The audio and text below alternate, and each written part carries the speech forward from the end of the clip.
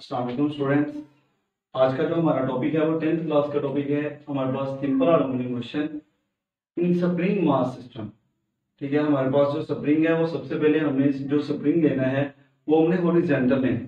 ठीक है, तो इसमें सबसे पहले हम सिंपल हार्मोनिक मोशन को देखते हैं कि सिंपल हार्मोनिक मोशन क्या होती है। Simple harmonic motion is to and fro oscillatory motion in which acceleration of a body is directly proportional to the displacement of body from mean position and is always directed towards mean position।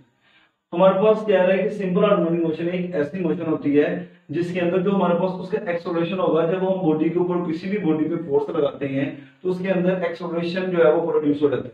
तो वो कह रहा है कि जब हमने इसके ऊपर किसी भी बॉडी पे फोर्स लगाई तो वो मोशन में है, जैसे ही वो मोशन में आती है तो उसका कोई ना कोई एक्सेलरेशन होता है। तो जो उसका एक्सेलरेशन होगा, जो उसकी मैग्नीट्यूड होगी, वो डायरेक्टली प्रोपोर्शनल होगी हमेशा डिस्प्लेसमेंट के।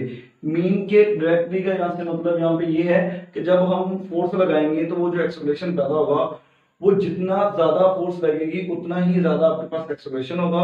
अगर एक्सेलरेशन ज्यादा है तो बॉडी का जो डिस्प्लेसमेंट होगा वो भी ज्यादा ही होगा। फ्रॉम मीन पोजीशन, ठीक है, and is always directed towards mean position. वो जो बॉडी है वो हमेशा अपनी मीन पोजीशन की तरफ हरकत करेगी। यहाँ पे एक वर्ड यूज हुआ था ऑसिलेटरी मोशन। इसकी अगर आप एग्जांपल देखें तो ये हमारे पास एक मीन पोजीशन है। यहाँ पे जब मीन पोजीशन थी तो बॉडी के ऊपर जब हम फोर्स लगाएंगे तो बॉडी या तो आगे की तरफ मूव करेगी, अगर हमने इस डायरेक्शन से फोर्स लगाई तो बॉडी फॉरवर्ड मूव करेगी। अगर हम इस तरफ से फोर्स लगाते हैं, बैकवर्ड फोर्स लगाएंगे, तो बॉडी जो है वो बैकवर्ड मूव करेगी। ठीक है, तो ये बॉडी जो है वो यू मूव करेगी अपनी, हमेशा इसी मीन पोजीशन के आगे पीछे जो है वो बॉडी हरकत करती रहेगी। तो सिंपल हार्मोनिक मोशन की कुछ एग्जांपल्स हैं, जैसे कि आपने पढ़ा, देखिए मैस अटैच टू स्प्रिंग। ठीक है, मैस हमने अटैच करना है स्प्रिंग के साथ, तो उसमें जो मोशन होगी स्प्रिंग की वो आपके पास मैस जो होगी वो सिंपल हार्मोनिक मोशन की एग्जांपल है। सेकंड में आप बॉल एंड बॉल लेंगे। आप एक बॉल लेंगे, ठीक है, उसके अंदर अगर आप बॉल को छोड़ते हैं, ठीक है, तो वो जो बॉल होगा वो यू मूव करेगा आगे पीछे अपनी हमेशा मीन पोजीशन के टू एंड फ्रो मोशन करेगा। थर्ड इसकी जो एग्जांपल है मोशन ऑफ सिंपल पेंडुलम। जो क्लॉक के नीचे पेंडुलम लगा होता है वो भी सिंपल हार्मोनिक मोशन के अकॉर्डिंग ही मूवमेंट होती है उसकी। नेक्स्ट इसकी कंस्ट्रक्शन देखते हैं, तो वो कह रहा है कंसीडर्ड ए मैस एम। हमारे पास एक मैस जो है वो हमने जो बॉडी ली है उसका मैस एम है, उसको अटैच करेंगे हम एक एंड के साथ। स्प्रिंग का एक एंड लेंगे, उसके साथ हम मैस को अटैच कर देंगे, और जो स्प्रिंग का दूसरा एंड होगा वो हम किसी भी फिक्स पोजीशन के साथ, किसी भी फिक्स फोर्स के साथ उसको अटैच करेंगे। अगर हम इसके डायग्राम पे हैं तो डायग्राम से हम समझते हैं, सबसे पहले जो इधर ए में दिया हुआ है कि हमारे पास जो बॉडी थी वो मीन पोजीशन पे थी। ठीक है, मीन की यहाँ पे ना ही फोर्स अप्लाई नहीं हो रही, एक्सटर्नल फोर्स जो है वो जीरो है। यहाँ पे एक्सटर्नल फोर्स जो है वो जीरो है, एक्सटर्नल फोर्स इधर अप्लाई नहीं कर रहे हैं। तो अगर एक्सटर्नल फोर्स जीरो है तो बॉडी जो है वो मूव नहीं करेगी। अगर बॉडी मूव नहीं करेगी तो वो डिस्टेंस कवर नहीं करती, इसीलिए उसका जो डिस्टेंस एक्स से डिनोट कर रहे हैं वो किसके इक्वल होगा, जीरो के। देन हम जब एक्सटर्नल फोर्स लगाते हैं तो बॉडी जो है वो पॉइंट ओ से ए की तरफ मूव करेगी। हमने इस डायरेक्शन से फोर्स लगाई, मीन के अगर हम फोर्स लगा के स्प्रिंग को जो बॉडी जो है उसको खींचते हैं तो जो फोर्स, जब फोर्स लगेगी तो जो बॉडी पोजीशन ओ पे थी वो मूव करना स्टार्ट कर देगी ए की तरफ। जब वो ए पे आएगी तो यहाँ पे जो बॉडी, यहाँ पे जो पोजीशन ए है वो इसकी हम एक्सट्रीम पोजीशन कहलाएगी। तो बॉडी जब ए पे आती है, जैसे ही बॉडी ओ से ए की तरफ जा रही है तो उसकी जो वेलोसिटी होगी वो कम होना स्टार्ट हो जाती है। आहिस्ते से कम होने पर जब वो पोजीशन ए पे पहुंचती है तो उसकी वेलोसिटी जीरो हो जाती है, जिसकी वजह से बॉडी रुक जाएगी और फिर बैकवर्ड मूव करेगी। बैकवर्ड मूव क्यों करेगी? क्योंकि बैकवर्ड इसलिए मूव करती है क्योंकि इस स्प्रिंग के अंदर एक रिस्टोरिंग फोर्स है जो बॉडी को हमेशा मीन पोजीशन की तरफ खींचेगी। जब बॉडी वापस ओ से ए से ओ की तरफ मूव करेगी तो वो ओ पे आके मीन पोजीशन पे आके रुकने की बजाय अगेन बैकवर्ड मूव करेगी और वो जाके एक्सट्रीम पोजीशन बी के ऊपर आके रुक जाएगी। अब बॉडी ने यहां से ओ से ए की तरफ जो डिस्टेंस कवर किया उसको हमने नाम दे दिया एक्स का। फिर ओ से बी की तरफ जो डिस्टेंस कवर कर रही है उसको भी हम नाम दे रहे हैं एक्स का। ठीक है, इसी तरह जो बॉडी है वो आगे पीछे जो है वो अपनी मेन पोजीशन के आगे पीछे टू एंड फ्रो मोशन करती रहेगी। इसके बाद बॉडी का डिस्प्लेसमेंट देखते हैं कि बॉडी का जो डिस्प्लेसमेंट है वो क्या आ रहा है, कैसे आ रहा है। तो सबसे पहले हम देखते हैं by applying on external force.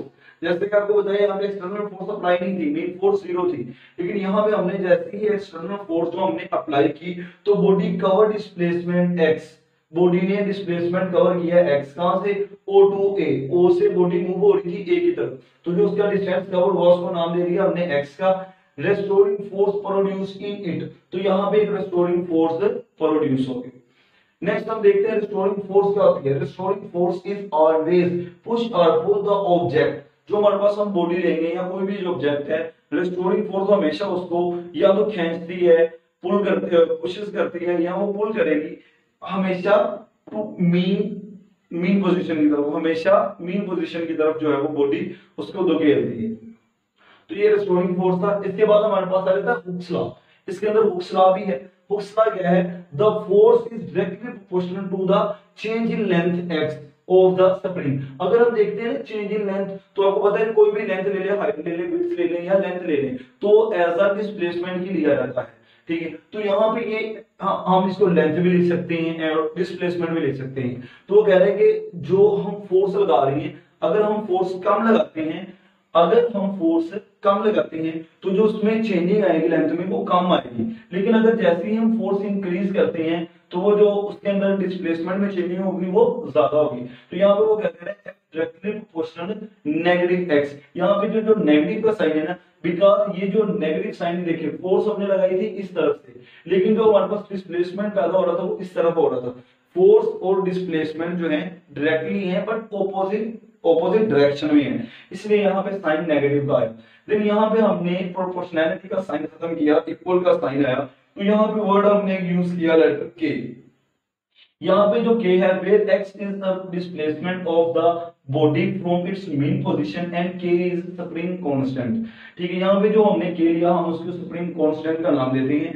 तो स्प्रिंग कांस्टेंट पढ़ते हैं कि हमारे पास स्प्रिंग कांस्टेंट क्या होता है, the value of k is depend on the stiffness. यहाँ पे वर्ड यूज होगा स्टिफनेस। स्टिफनेस बोलते हैं स्प्रिंग के अंदर लचक को। ठीक है, कि स्प्रिंग के अंदर लचक कितनी है। ठीक है, यानी स्प्रिंग है वो हार्ड है या नरम है। समटाइम ऐसा होता है कि हम स्प्रिंग को खींचते हैं, जब उसको छोड़ते हैं फोर्स लगाने के बाद, तो वो स्प्रिंग जो होता है वो अपनी ओरिजिनल शेप में वापस नहीं जाता, वो खत्म हो चुका है, क्योंकि वो स्प्रिंग जो होता है वो हार्ड फॉर्म में होता है, हार्ड होता है, उसका स्टिफनेस बहुत कम होती है। इसके बाद जो इसका फॉर्मूला देखेंगे, इसी इक्वेशन से देखिए, इक्वेशन नंबर 1 से, ये x इधर मल्टीप्लाई था, जब उधर जाएगा तो वो डिवाइड हो जाएगा, नेगेटिव का साइन इस साइड पे आ जाएगा, then k is equal to minus f over x। बेटा जी यहाँ पे हमारे पास जितने भी स्टूडेंट्स ये जो टॉपिक मैंने लिखा है ये एज अ बोर्ड में लॉन्ग भी आता है, उसमें से कुछ शॉर्ट्स भी आ जाते हैं। जैसा कि शॉर्ट्स अगर देखें तो simple harmonic motion with example, simple harmonic motion अगर वो पेपर में देता है ना, तो समटाइम वो ये भी दे देता होता है व्हाट इज SHM। ठीक है, ये सिंपल एब्रिविएशन है, सिंपल हार्मोनिक मोशन। क्लियर है, तो ये डेफिनेशन के साथ वो एक दो एग्जांपल पूछ लेता है, तो ये शॉर्ट भी हो जाएगा आपके पास। यहां से अगर देखिए तो रेस्टोरिंग फोर्स की डेफिनेशन पूछ लेता है बोर्ड में। ठीक है, और यहां से हुक्स लॉ की डेफिनेशन ऑलमोस्ट पेपर में बहुत बार आ चुकी है ऑलरेडी। इसके बाद स्प्रिंग कांस्टेंट भी पेपर में आया हुआ है, तो यहाँ पे ये आप हेडिंग के साथ लॉन्ग लिखें स्टूडेंट्स। अब हम नेक्स्ट इसकी करते हैं डेरिवेशन।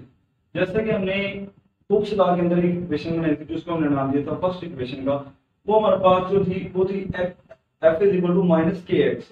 इसी तरह आपने जो है वो 9th क्लास में पढ़ा होगा Newton second law of motion. तो using Newton second law of motion वो क्या था, f is equal to ma।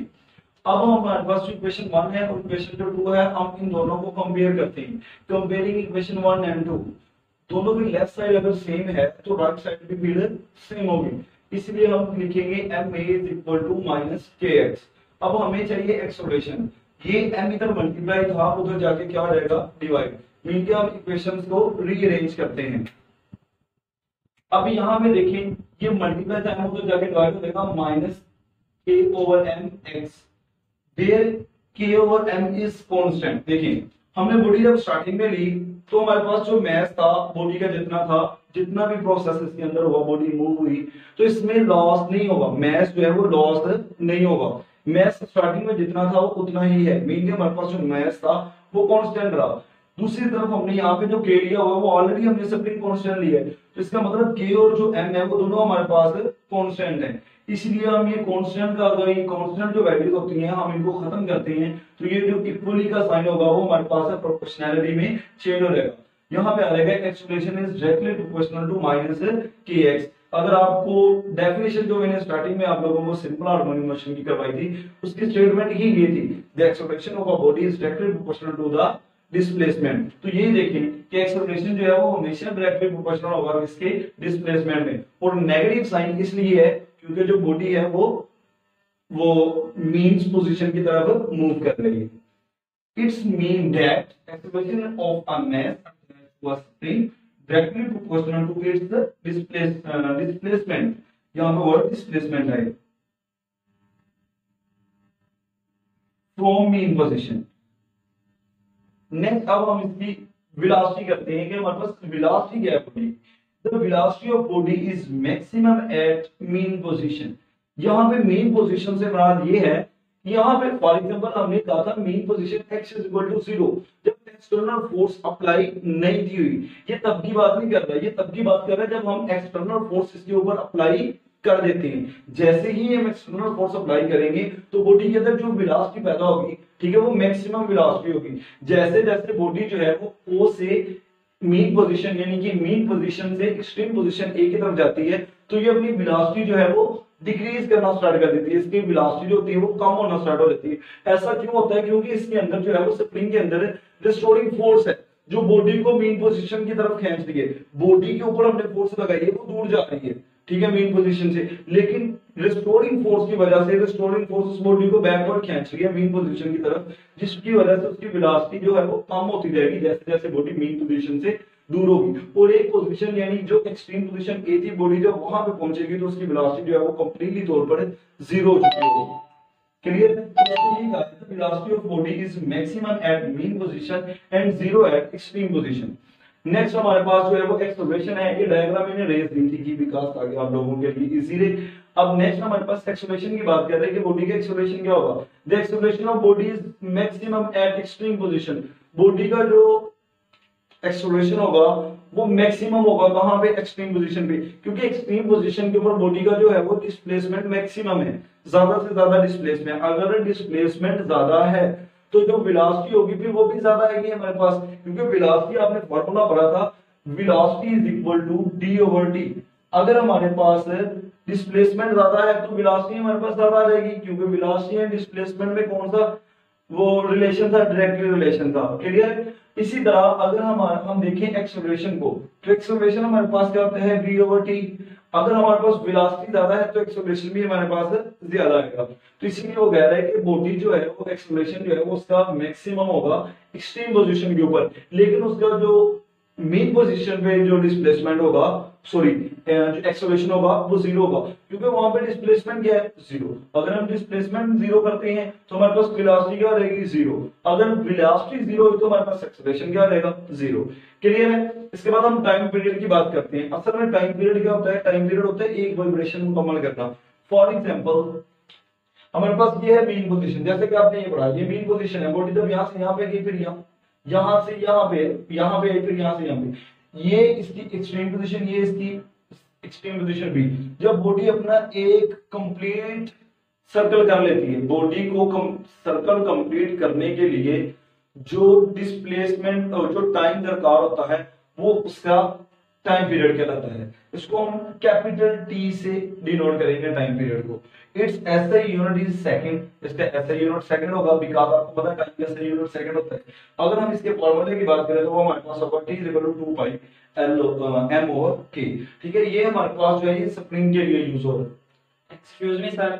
Ji sir, यहाँ जो स्प्रिंग कांस्टेंट है इसकी वैल्यू सेम होगी या चेंज होती रहेगी? नहीं, ये जो है स्प्रिंग कांस्टेंट की वैल्यू जो है वो चेंज होगी, बिकॉज़ हमारे पास जो स्प्रिंग है ये इसकी जो स्प्रिंग कांस्टेंट की वैल्यू ये डिपेंड करती है स्प्रिंग के स्टिफनेस पे। आपने डेफिनेशन में पढ़ा था कि जो स्टिफनेस है ये डिपेंड करता है, ठीक है, उसकी स्प्रिंग की जो स्टिफनेस है। समटाइम हमारे पास जो स्प्रिंग होती है उनकी जो स्टिफनेस है वो कम होती है, समटाइम ज्यादा होती है, तो ये इसकी स्टिफनेस पर डिपेंड करता है, ये चेंज होती है, ये कांस्टेंट नहीं होगी। Thank you sir.